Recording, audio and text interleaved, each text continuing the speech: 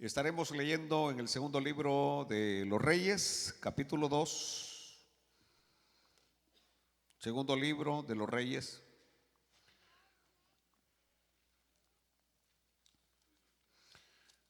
Recuérdese que cuando estamos hablando de Samuel y estamos hablando de reyes y crónicas, jamás decimos primera de Samuel o primera de reyes o primera de crónicas, nunca, porque no son epístolas, son libros. Decimos primera de Corintios, segunda de Corintios, primera de Timoteo, segunda de Timoteo, primera Tesalonicenses, porque esas son epístolas, cartas pues. Pero cuando estoy diciéndoles para que no los vayan a criticar por ahí, que los escuchen de esos que nos andan criticando todo el tiempo y que dicen que no sabemos nada. Cuando usted lea Reyes, Crónicas o Samuel, diga primer libro de Samuel, primer libro de los Reyes, primer libro de las Crónicas. Así vean. Segundo libro de Reyes, capítulo 2.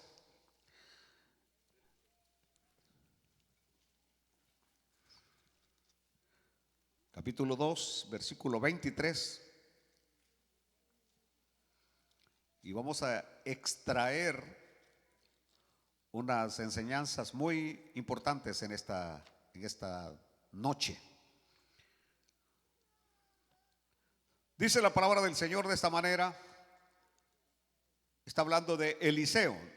Dice que Eliseo después subió de allí a Betel, y subiendo por el camino salieron unos muchachos de la ciudad y se burlaban de él, diciendo: calvo, sube, calvo, sube.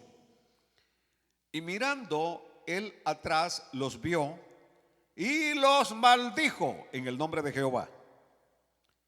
Y salieron dos osos del monte y despedazaron de ellos a 42 muchachos. De allí fue al Monte Carmelo y de allí volvió a Samaria. Padre nuestro, te damos gracias, Señor, por esta porción de tu santa palabra. Y ahora una vez más, Señor, danos la iluminación para que tu palabra pueda ser interpretada correctamente y aplicada correctamente a nuestras vidas. Lo pedimos, Señor, en el nombre de Jesucristo, porque todo es para tu honra, gloria, honor y alabanza. Y decimos todos así como militares. Amén.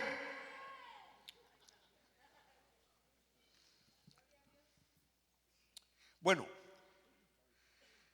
estamos analizando el comienzo del ministerio público del profeta Eliseo. Eliseo comienza su ministerio inmediatamente después del arrebatamiento del profeta Elías. Si nosotros recordamos a la última pregunta de Elías a Eliseo, la última pregunta de Elías a Eliseo, que le dice: pídeme lo que quieras antes que sea quitado de ti. Y Eliseo le pide una doble porción de su espíritu. Eso fue lo que le pidió. Dime lo que quieras tener. Eliseo le pide una doble porción de su espíritu. ¿Por qué le pidió una doble porción de su espíritu? Simplemente porque su intención era poder cumplir con el ministerio para el cual había sido llamado. Ya explicamos lo que significa doble porción del espíritu, de tal manera que no necesito repetirlo. Lo que significa la petición de Eliseo cuando pidió doble porción del espíritu y lo que significa. Simplemente Eliseo sabía la responsabilidad que venía, la responsabilidad que estaba frente a él. Ser el sustituto, el reemplazo de un hombre de la talla de Elías no era fácil. No era fácil, no cualquiera podía asumir, meterse en los zapatos de Elías. Sabía Eliseo que sin el respaldo de Dios, sin la unción de Dios, sin el Espíritu de Dios, jamás lo iba a lograr. Y lo interesante es que allí mismo Eliseo recibió la confirmación porque lo que le dijo Elías es: cosa difícil has pedido. Y cuando le dijo cosa difícil has pedido, simplemente era que le estaba diciendo: eso no te lo puedo dar yo, eso solamente te lo puede dar el Dios del cielo. Porque no se puede traspasar la unción de una persona a otra. ¿Entiende lo que digo? Ya es hora que nos ubiquemos, que eso de que usted pase aquí al altar para que alguien le pase de la unción de él, eso no existe. El único que da la unción es el Dios del cielo. Páseme algo de su unción, dicen. Es más, hay algunos que hasta me dicen: deme el saco. Y les puedo dar el saco, pero si Dios no lo respalda, esto no sirve de nada. Lo que van a hacer es caer redondos del olorcito que sale del saco. Entonces, es decir, ya es hora que abramos nuestro entendimiento en el nombre de Jesús. Porque siempre yo esta expresión la he escuchado frecuentemente: deme de su unción. En primer lugar, la unción, si es que usted tiene unción, no es suya. Se la regaló, se la dio el Dios del cielo. Es intransferible, es intransferible. Aleluya, aleluya. No puede dársela a nadie. Por eso le dice Elías: cosa difícil has pedido. Pero ¿sabes qué? Si me viereis cuando fuere quitado de ti, te será hecho. Y aquí está lo interesante: Eliseo no le quitó la mirada a Elías y vio cuando fue arrebatado al cielo. Y quedó Eliseo diciendo: Padre mío, carro de Israel y su gente de a caballo. Y en ese momento la unción del Espíritu vino sobre él. Y como símbolo de que se le había concedido lo que había pedido, el manto que Elías había usado en sus últimos días de ministerio se cae y Eliseo lo toma.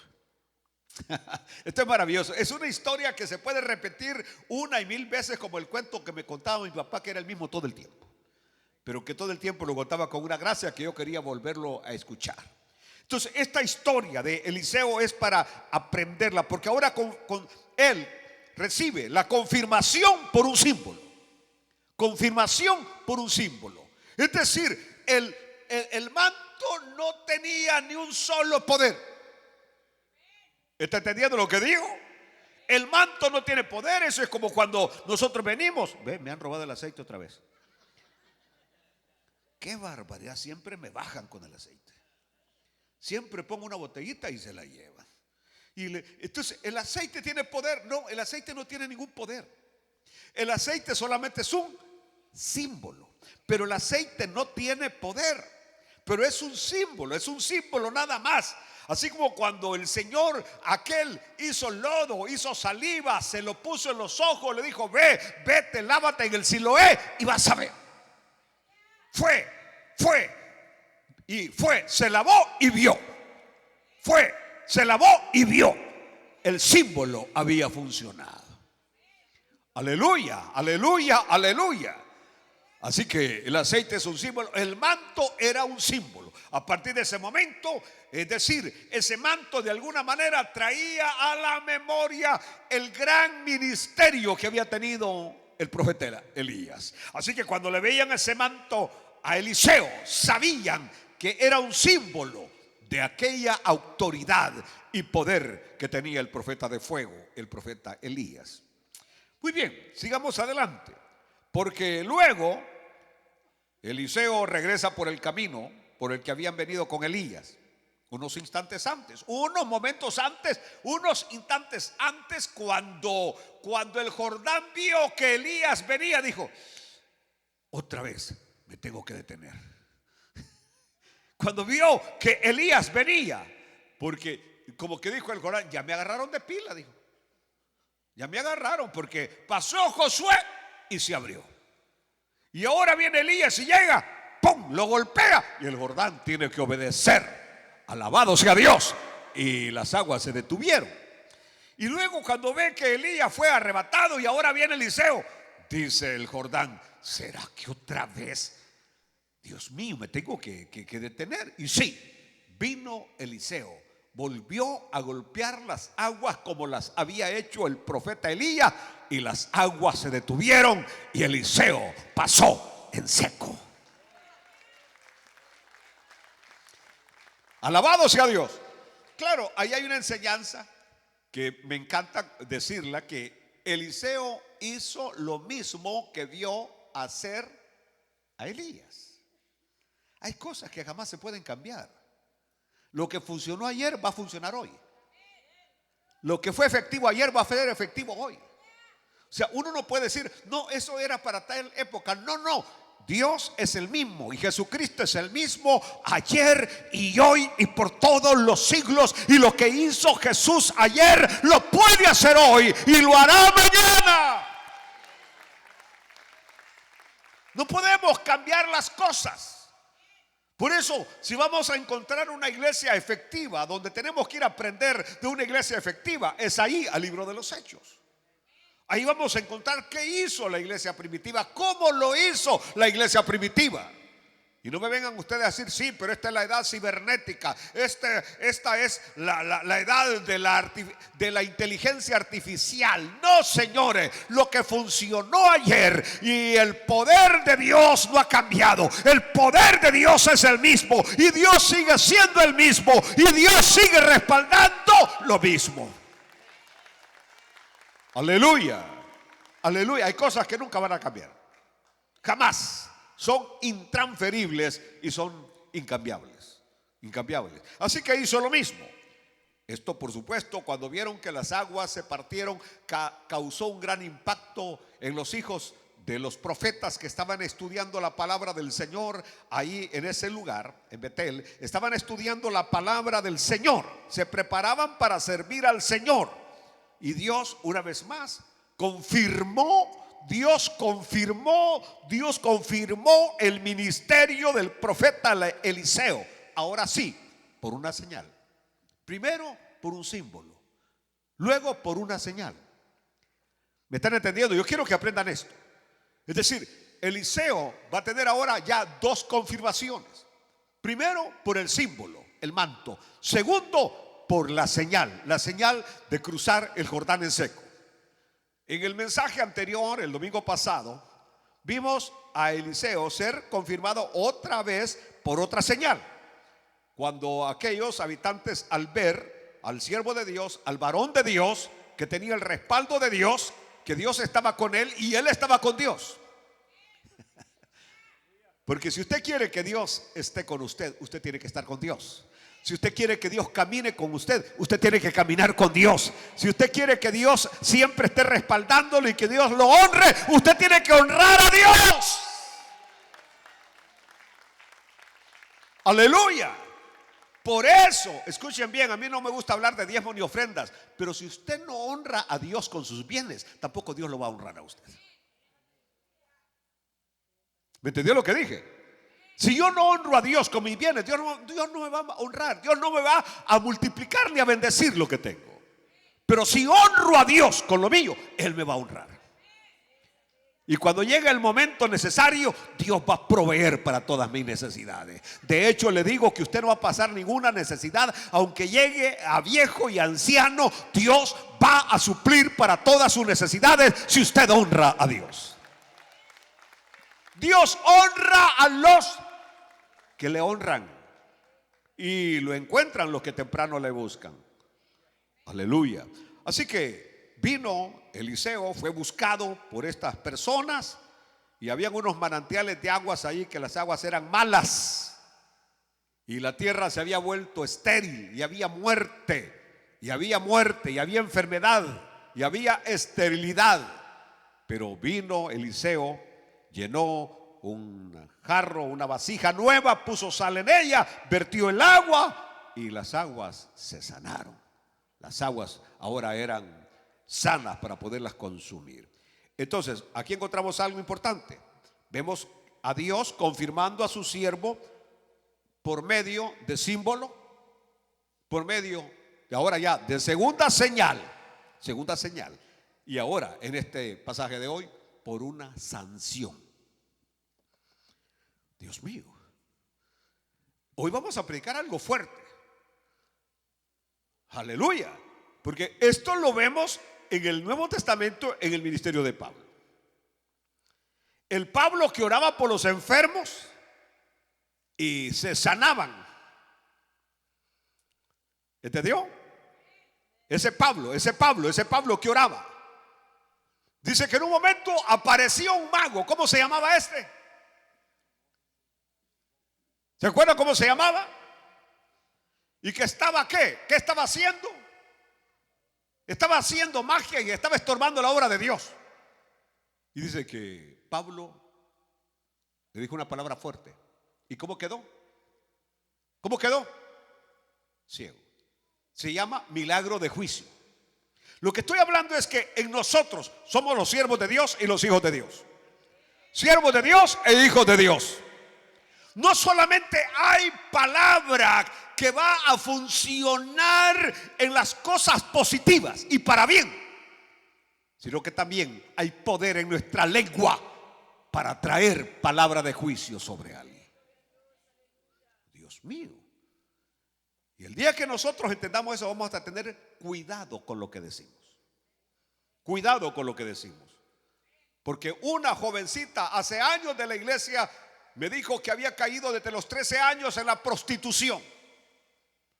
Su mamá era cristiana, pero desde que ella tenía 8 o 9 años, dice que ella era una niñita maliciosa que se pintaba los labios y se ponía zapatitos así de tacones. Es decir, la monita era medio coqueta. Pero venía la mamá y le decía: así como te estás vistiendo, prostituta vas a... No le decía prostituta, o sea, vas a terminar siendo una cualquiera. Y me dijo, me caló tanto la palabra de mi mamá que cuando cumplí 13 años, ¡pum!, empecé una vida que ni ellos sabían lo que yo hacía, pero me acostaba por dinero con las personas. Increíble, increíble. Es decir, en nuestra boca hay poder para bendecir y para construir y para edificar, como la hay para destruir también a las personas. Aleluya. Sigamos con el mensaje de hoy, por favor. Bueno, es sabido que cuando se quiere hacer la voluntad de Dios, y creo que usted lo ha experimentado, siempre habrá oposición. Usted no debe pensar que porque está haciendo la obra de Dios todo le va a salir a las mil maravillas, que todo le va a salir bien, que todo va a ser color de rosas. ¡No! Cuando nosotros estamos haciendo la obra de Dios, vamos a encontrar oposición.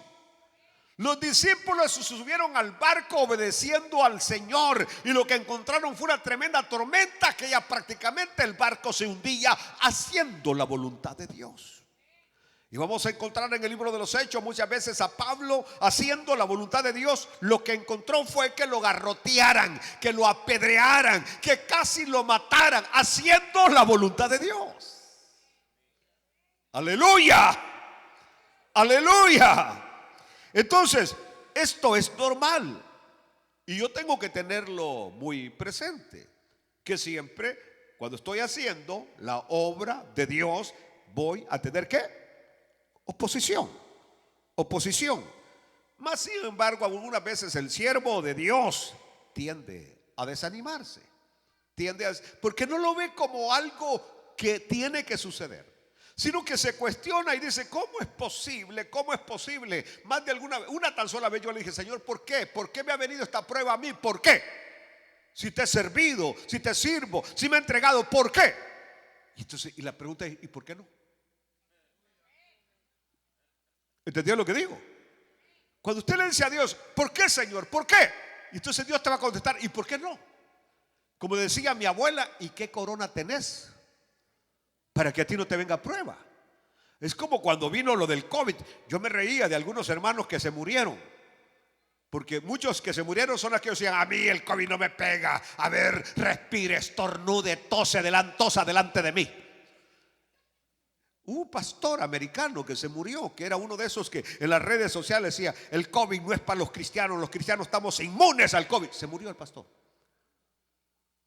Porque aquí llegó el diablo donde el Señor y le dijo: si eres tú, lánzate de este pináculo, de este monte. Al fin y al cabo escrito está que el Señor mandará a sus ángeles para que tu pie no caiga en piedra, no tropiece en piedra.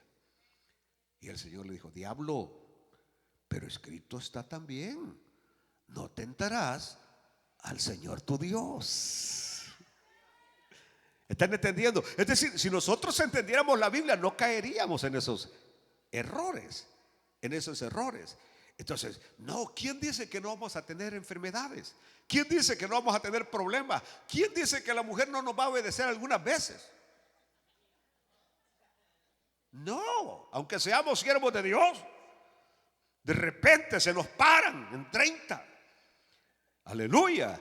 Y usted dice: pero soy el siervo de Dios, tengo autoridad. Sí, sos siervo y nadie te lo quita.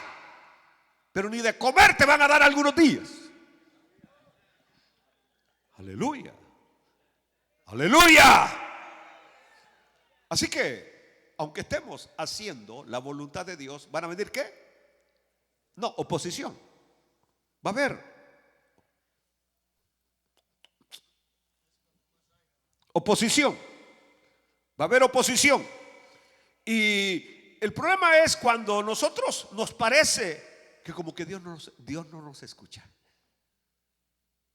¿Me están oyendo? Que vemos la oposición y como que le pedimos a Dios y como que Dios no hace nada. ¿Y sabe qué? Es que Dios no va a hacer nada hasta que tú agotes todos los recursos habidos y por haber. Porque si no se agotan los recursos, cuando venga la solución al problema, tú te vas a dar a ti en el pecho, que es por ti. Y Dios no va a querer eso. Quiere que cuando tú salgas del problema, levante tus manos y alabe su nombre. Eso es lo que Dios quiere. Aleluya. Y yo siempre he pensado, porque algunas veces pienso, no todas las veces, pero algunas veces pienso, ¿qué hubiera pasado si yo hubiera soportado el COVID en la casa? ¿Qué hubiera pasado con este pedazo de animal? Si después de 15 días que tuve la enfermedad, finalmente ya hubiera respirado. Soy el troncón donde se rascó el tigre. Aquí topó el COVID, llegó y pero yo no pude decir eso, sino que al contrario, cuando eran como las 4 de la mañana, llévenme, ya no aguanto. Entonces, es decir, la vulnerabilidad, la debilidad humana me hizo entender que yo no estoy inmune tampoco, aunque soy un hombre de poca fe. Aleluya, porque usted no es de gran fe. Algunos apenas llegamos a poca fe, que fue lo que el Señor le dijo a sus discípulos: hombres, si los apóstoles eran de poca fe, ¿a dónde queda usted?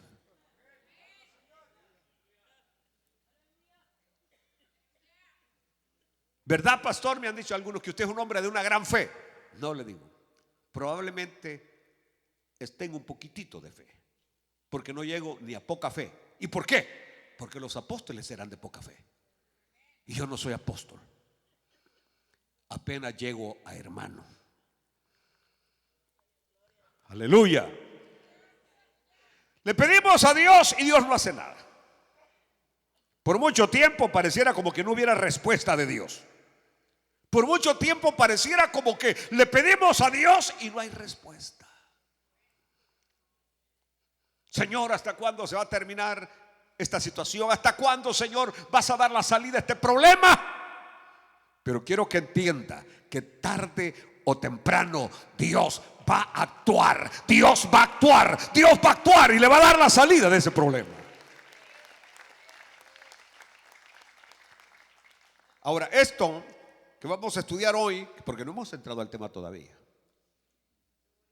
en la historia de hoy, del segundo libro de Reyes, capítulo 2, versículo 23-24, cuando dice: después subió de allí a Betel, y subiendo por el camino salieron unos muchachos de la ciudad y se burlaban de él diciendo: calvo sube, calvo sube.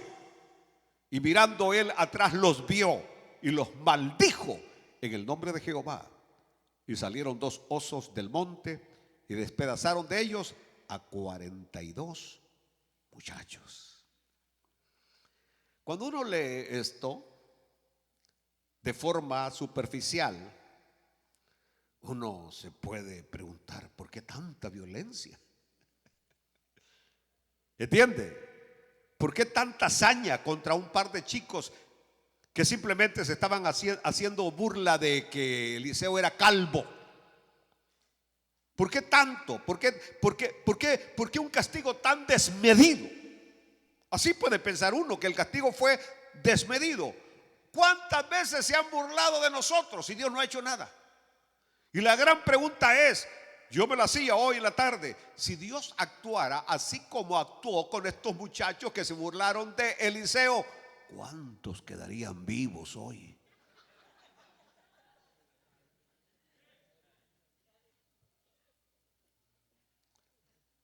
Capítulo 5 del libro de los Hechos.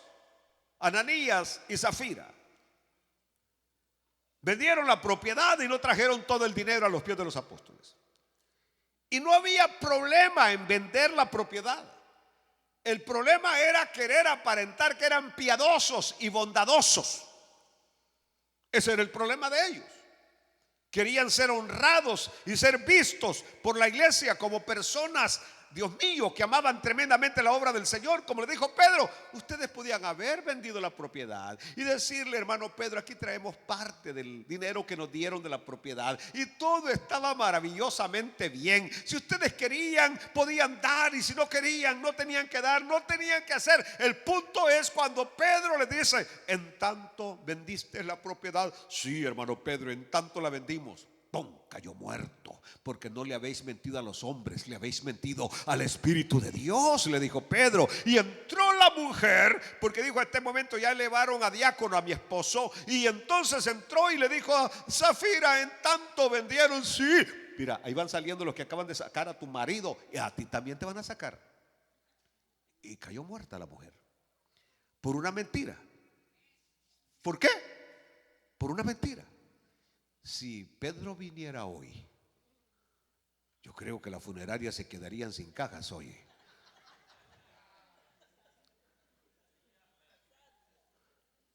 ¿Será? Como dicen los salvadoreños, que dicen ¿será? Así habla la gente del campo allá en mi país. ¿Será que me puede ayudar en esto? ¿Será? Entonces mi pregunta hoy en esta noche es, ¿será que quedaría uno vivo?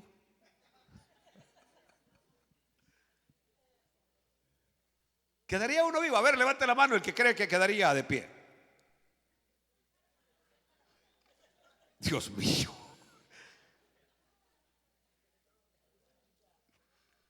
Aleluya. Bueno, antes de encontrar una respuesta a estas preguntas que nos hemos formulado, primero tenemos que buscar la correcta interpretación de este pasaje. ¿Les parece?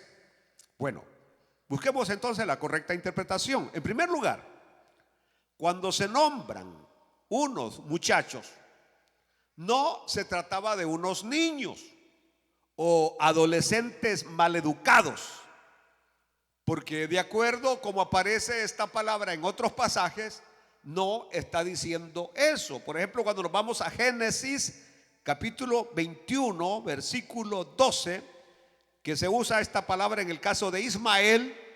Entonces dijo Dios a Abraham, no te parezca grave a causa del muchacho y de tu sierva en todo lo que dijere Sara. Oye su voz, oye la voz de Sara, Abraham. Vaya hermana, ya le estoy dando un mensaje que el marido debe escuchar a su esposa. En todo lo que te dijere Sara, oye su voz, porque en Isaac te será llamada descendencia. Ahora, ¿cuántos años tenía Ismael cuando se está usando este texto bíblico? ¿Cuántos años tenía Ismael? ¿Cuántos años tenía? Cuando se usa la palabra muchacho, que es la palabra misma que se usa allá en el segundo libro de Reyes, capítulo 2, de 17 a 18 años. 17, 18 años. O sea, para que ustedes no piensan que eran unos muchachitos adolescentes, niños mal educados, los que estaban hablando contra el profeta Eliseo. Otra vez que aparece esta palabra en el primer libro de Reyes, capítulo 3, versículo 7. Es la misma palabra que aparece para Salomón cuando va a ocupar el puesto de rey sobre Israel. Ahora pues, Jehová Dios mío, tú me has puesto a mí, tu siervo, por rey en lugar de David mi padre. Y yo soy, la palabra en la otra versión dice, y yo soy muchacho. Y no sé cómo entrar ni salir. Y no sé cómo entrar ni salir. Ahora, ¿cuántos años tenía Salomón cuando dijo que era un muchacho? Aleluya. Lo que pasa es que nosotros hoy, con nuestro límite de edad, ¿verdad? Nosotros pensamos que no sabemos que los muchachos llegaban a 35 y seguían siendo muchachos. 35 años y seguían llamándose muchachos. De hecho, hoy en los análisis dice que la juventud termina a los 35 años. A los 35 años. Y ya después empieza uno. Llega a los 40. Y hasta los 40 uno llegó hasta el tope. Y luego empieza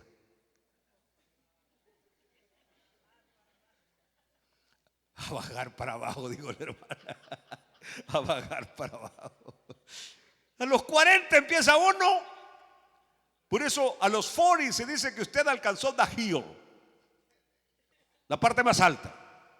Y después de los 40, y uno lo sabe. Y por eso cuando uno llega a los 40, uno todavía quiere aparentar que todavía puede y ya no puede. Pero uno quiere aparentar, ¿no? Y ya los que pasan de 40 se ponen camisetitas aquí bien socaditas y se ponen aquí no sé qué. Es decir, para querer aparentar que todavía están jóvenes. Ya está viejo, hermano. ¿Ah? No, y dicen, viejos los caminos. Sí, también los caminos son viejos.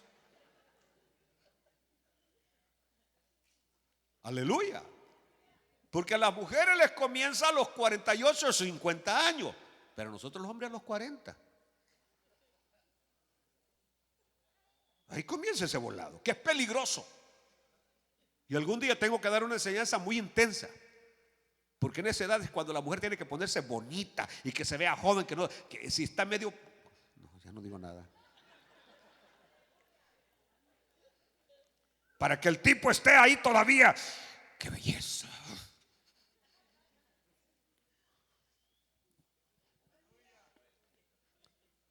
Alabado sea Dios.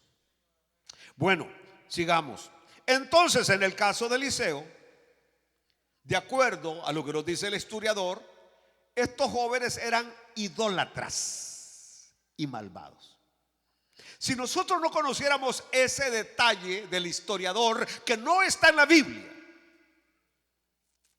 pero que al ver al historiador nos da una amplitud con quienes estaba tratando Eliseo. Estaba tratando con unos muchachos idólatras y malvados que insultaron al siervo de Dios y se burlaron del siervo de Dios, diciéndole: calvo sube, calvo sube. Pero más que una burla, era una injuria, era una maldición, que cuando lo comparamos con Isaías capítulo 3 versículo 17 y 24, por tanto el Señor raerá la cabeza de las hijas de Sión y Jehová descubrirá sus vergüenzas. Versículo 24. Y en lugar de los perfumes aromáticos vendrá hediondez y cuerda en lugar de cinturón y cabeza rapada en lugar de la compostura del cabello, en lugar de ropa de gala, ceñimiento de silicio y quemadura en vez de hermosura. Es decir, está hablando el Señor de una manera fuerte, fuerte y dura. Es lo que estaban usando estos muchachos contra Eliseo. Ahora bien, esta palabra también se puede interpretar como un desafío burlesco a repetir el arrebatamiento de Elías. ¿Me están entendiendo ahora? Es decir, se burlaban de los hechos poderosos de Dios. Lo que en ese momento estaba en la boca de todos, que Elías había subido, que Elías había sido arrebatado por el Dios de Elías, había sido arrebatado. Es decir, eso estaba fresco, era la noticia. Y ahora estos burlones, maldicientes, malvados, como que le están diciendo a Eliseo: vamos, queremos ver que también tú subas. Queremos ver también que vengan los carros de fuego. Que, en otras palabras, estaban poniendo en duda el poder de Dios. Y nunca ponga en duda el poder de Dios, porque el poder de Dios es real.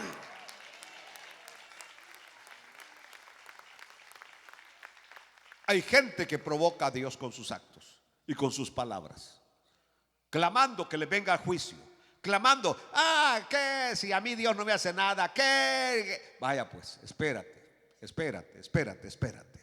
Hay gente de esa manera que están provocando a Dios con su forma de ser y con su forma de hablar, y estaban cuestionando entonces el poder de Dios. Y el poder de Dios es real. El poder de Dios es real. El poder de Dios es real. Aleluya. Campaña 1982, El Salvador. Un evangelista puertorriqueño, Jorge Rasky, estaba haciendo una campaña en el estadio que ahora se llama Jorge Mágico González en El Salvador, Estadio Flor Blanca. Y en una de esas noches, el evangelista Jorge Rasky, ya la guerra había iniciado en El Salvador. Y fue un avivamiento tremendo el que Dios hizo a través de ese hombre en El Salvador. Pero una de esas tardes, porque el culto comenzaba por las tardes, era algo maravilloso. El evangelista anunció que Dios le había mostrado que alguien había llegado para matarlo. Dijo: alguien hoy está aquí en las graderías, ha venido a matarme. Increíble, ha venido a matarme. Dijo: voy hoy a invitarlo que baje de esas graderías. Es increíble. Nadie se movía. Bueno, dijo él, como no bajas, te voy a tener que señalar y decirte quién eres, porque el Señor me lo ha mostrado. Estoy hablando que el poder de Dios es grande. Y de repente alguien se levantó de entre las gradas. Y aquel hombre empezó a descender por las gradas, pasó el engramillado y se dirigía a la tarima. Él después iba a testificar que él no venía para arrepentirse de la intención que traía, no, sino que dijo: este predicador me facilitó las cosas. Desde aquí donde estaba no era fácil pegarle un balazo, pero ahora que me invita a que me acerque a él, la cosa está sencilla. Llego, me saco la pechetrine, es decir, la pistola, le pongo 2 plomazos y ¡pum! Cuando todo se ponga el gran caos, me voy. Lo que él no sabía, lo que no sabía era que a medida que iba acercándose su cuerpo, él mismo lo testificó después, sus cuerpos, sus piernas, sus brazos, sus manos, sentía algo totalmente raro, como que no respondía. Y cuando quiso llegar y actuar, el evangelista solamente dijo una palabra, dijo: te ato en el nombre de Jesucristo. Y aquel hombre cayó al suelo y no pudo hacer nada. Ahí se le veía la pistola que llevaba. Es decir, estoy diciéndoles, el poder de Dios es real.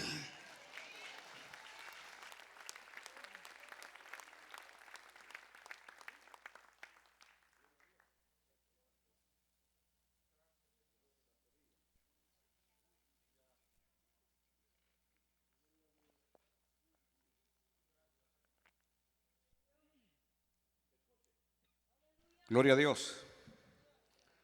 Plan 1, plan A, plan B. Quizá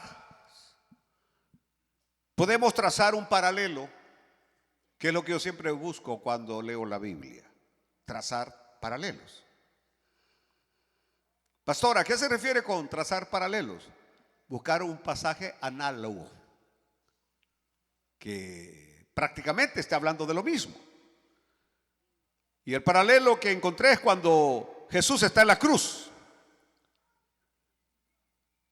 Jesús está en la cruz y lo desafiaban a que bajara de la cruz y le decía: si eres el Hijo de Dios, baja de esa cruz. Era prácticamente lo que estaban haciendo con Eliseo. Si eres realmente profeta, sube, queremos ver que subas. Y es que la gente, Dios mío, a mí me espanta la gente. Creo que ustedes en esos videos que ven por Facebook han visto de ese predicador morenito que hizo algo en una iglesia. Está predicando y de repente se ve que empieza a ser levantado. Y va con el micrófono. Dios mío, y cuando el predicador empieza a ser levantado, la gente empieza a hablar en lengua y la gente empieza a emocionarse porque vieron al predicador que estaba siendo levantado. Y el predicador simplemente estaba ilustrando su mensaje acerca del arrebatamiento, cómo va a ser el arrebatamiento, y lo que había usado era un cable donde se había puesto él un arnés, y el cable, así como lo hacen los magos, los que hacen trucos de así como que se elevan, el cable no se veía porque le habían puesto algo que no se veía el cable. Alguien vino, puchó un botón, el cable empezó a enrollarse como esa cosa que llevan los carros adelante, ¿cómo que se llaman? El wincher, así se llama, el winch. Y entonces empezaron y el pastor para arriba. Y la gente estaba ¿qué? Emocionada. Aleluya. Porque como que queremos cosas sorprendentes, extraordinarias, y la fe tiene que estar basada en Jesús simplemente. Y parece que la historia no termina allí, porque parece que la cuerda se reventó. Así es, ¿verdad? Los que lo han visto, a mí me lo enviaron. Ustedes lo han visto, ¿verdad? Hoy lo van a ir a buscar. Pastor volando a la hora de predicar. Gloria a Dios. Bueno, estos muchachos con esa actitud estaban atacando al siervo de Dios. Pero lo que usted no sabe es que cuando usted ataca a un siervo de Dios, está atacando a Dios mismo. ¿Lo entendió lo que dije? Cuando usted ataca, por eso cuando alguien viene y me dice algo de algún siervo de Dios, yo lo escucho. ¿Y qué opina? Le digo, no opino nada. ¿Y por qué no opino nada? Porque no me corresponde a mí. Porque no fui yo el que lo llamé. No fui yo el que lo puse en el ministerio, fue Dios el que lo llamó, y fue Dios el que lo puso en el ministerio, y será Dios quien va a llamarlo a cuentas a él. Pero no soy yo ni es usted. Aleluya. Ahí en el primer libro de Samuel 8:7 encontramos también un pasaje paralelo, cuando dice: y dijo Jehová a Samuel, oye la voz del pueblo en todo lo que te digan, porque no te han desechado a ti, sino a mí me han desechado, para que no reine sobre ellos. Cuando desechamos a un siervo de Dios, estamos desechando a Dios mismo. Aleluya. ¿Se acuerdan ustedes que un poco antes había sucedido una situación similar con Elías? Cuando el rey Acab mandó a llamarlo, y que mandó el grupo de soldados. ¿Cuántos soldados mandó? 50, vaya usted si lee la Biblia. Mandó un grupo de 50 soldados malcriados. El que iba al frente: varón de Dios, que dice el rey Acab que bajes. Le dijo, vaya. Dijo, si soy varón de Dios, que caiga fuego del cielo y te consume por malcriado. ¡Pah! Y los consumió. Llegó la noticia al rey: fuego cayó del cielo y los consumió. Le dijo: que vaya otro batallón de 50 y llega el otro. Varón de Dios, que dice el rey que bajes. Ah, de veras, le dijo. Pues si soy varón de Dios, le digo, que caiga fuego del cielo y te consuma también a ti con los tuyos. Y lo consumió. Cuando iba el tercero, dijo: no, no. Llegó y dijo: si en algo aprecias mi vida, mira que tengo esposa y está bonita, le dijo. Y tengo tantos hijos, le digo, por favor, varón de Dios, es decir, llegó con una actitud reverente, temerosa. Vaya, le dijo, está bien, voy a ir, le dijo Elías. Ay, Dios mío, yo sé que a algunos no les gusta esto porque son malcriados.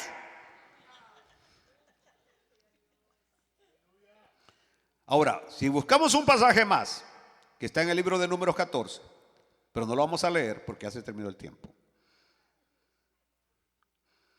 Algo semejante sucedió con el linchamiento que quisieron hacer contra Josué y Caleb. Aquellos 10 espías rebeldes y el pueblo unido a estos rebeldes que los siguió en su desobediencia e incredulidad, quisieron linchar a Josué y Caleb. ¿Y qué fue lo que sucedió allí? ¿Ha leído el pasaje? ¿Qué sucedió? Los 10 espías murieron inmediatamente. Y todo el pueblo que los siguió a ellos murió años después. Ni uno tan solo sobrevivió para entrar a la tierra prometida. Hay veces que nosotros hacemos cositas injustas que el Señor no nos va a pasar factura inmediatamente, pero tarde o temprano llegará esa factura. Alaban a Dios en esta noche. Ahora, cuando yo predico estas cosas, yo no sé por qué algunos se afligen, fíjense. Es como que los he encontrado infragante, haciendo lo que no deben hacer. Aleluya. Porque voy a terminar hoy. Porque el punto es, y no lo digo por mí, pero el atacar a un siervo levantado por Dios es lo más peligroso que usted puede hacer. A ver, díselo al que está a la par tuya porque no lo entendió. El atacar a un siervo levantado por Dios es lo más peligroso que usted puede hacer. Por eso, de repente, yo respeto mucho al pastor Sergio Solórzano. Muchísimo, muchísimo. Independientemente si ha cometido errores, no me interesa. Pero hay algunos malcriados que me dicen: ¿y cuándo va a venir Sergio? Le digo: ¿se refiere al pastor Sergio? Sí, a Sergio. No, le digo: al pastor Sergio. Usted nunca jamás se refiera de esa manera a un siervo de Dios. Respételo por lo que es, que Dios puso su mirada en él y lo llamó al santo ministerio.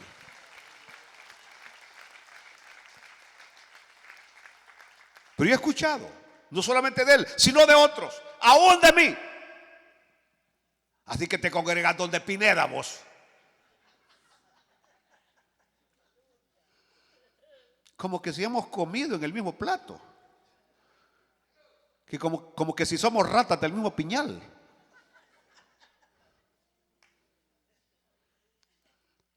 Por muy feíto que sea el siervo de Dios, o que no tenga capacidad, es siervo de Dios. Y si Dios lo llamó, y si Dios lo llamó, y si Dios lo llamó y Dios no lo ha llamado a usted, Dios sabe por qué lo llamó a él.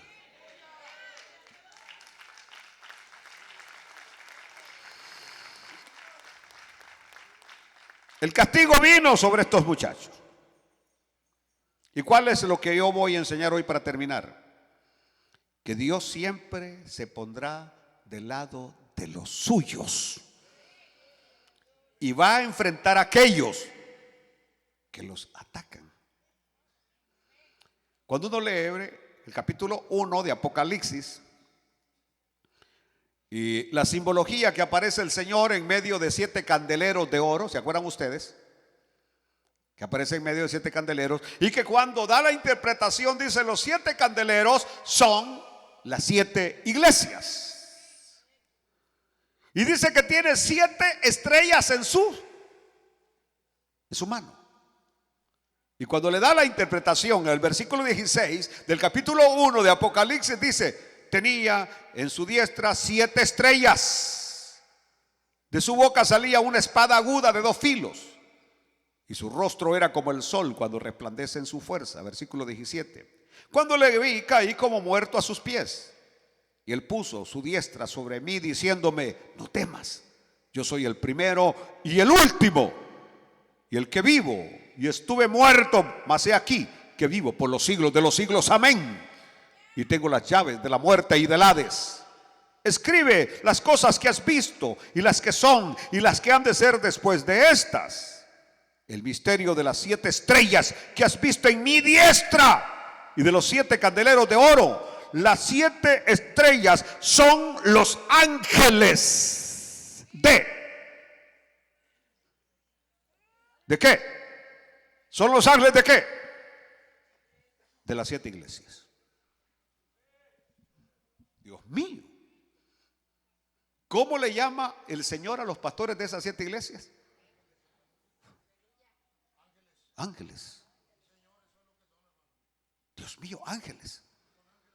Aunque la palabra ángel simplemente ahí significa mensajero. Cuidado con que, aleluya, soy ángel. Ya de por sí son vanidosos.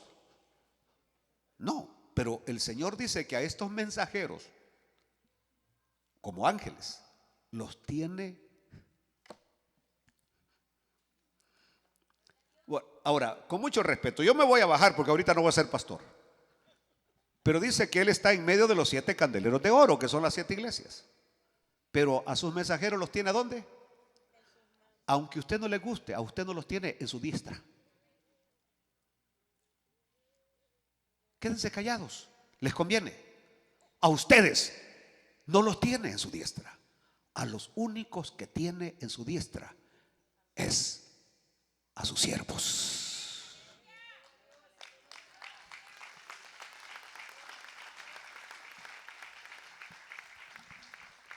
Aleluya. Ahora, esto es para que el pastor se crea más. No, es para que tenga más cuidado todavía, porque está tan cerca que todo se lo está viendo. Proverbios, aquí terminamos, capítulo 6, versículo 16 al 19. Aquí terminamos. Oiga cómo dice: 6 cosas aborrece Jehová, y aún 7 abomina su alma. Oh, Dios mío. Los ojos altivos. Los ojos altivos. La lengua mentirosa. Las manos derramadoras de sangre inocente. El que odia a su hermano. El corazón que maquina pensamientos inicuos. Los pies presurosos para correr al mal. El testigo falso que habla mentiras. Y el que siembra discordia entre hermanos.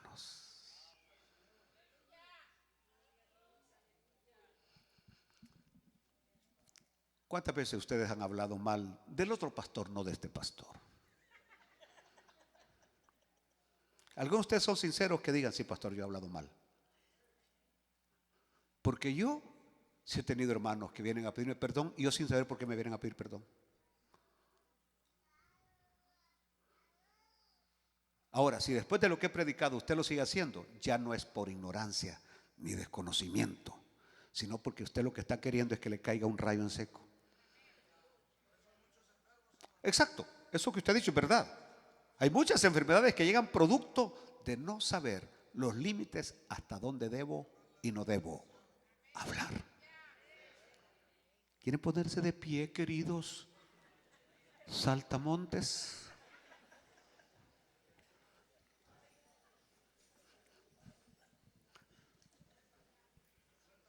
Aleluya. Yo mismo, como miembro de la iglesia del Señor, yo tengo mucho cuidado cuando voy a hablar contra un siervo que Dios ha levantado. Dije que Dios ha levantado. No que sea autollamado. No que sea autopuesto. Porque si alguien es llamado al ministerio, el único que tiene esa autoridad para investirlo de esa autoridad es su pastor. Nadie más. Así que Padre nuestro, hoy tu palabra ha sido maravillosa. Sé que hemos aprendido, yo he aprendido, Señor, y te doy gracias porque tu palabra es linda, tu palabra es clara y nos enseña cosas que muchas veces nosotros nunca han venido a nuestra mente y a nuestro corazón. Padre, sí, te pedimos perdón si alguna vez, y no una vez, muchas veces hemos abierto nuestra boca de manera, Señor, inadecuada. Pero ten misericordia de nosotros, Señor, porque tú nos escogiste, no te escogimos nosotros a ti. Tú llegaste a nuestra vida, no llegamos nosotros a ti, y nos has perdonado y nos has hecho sus hijos. ¿Cuántos alaban a Dios en esta noche?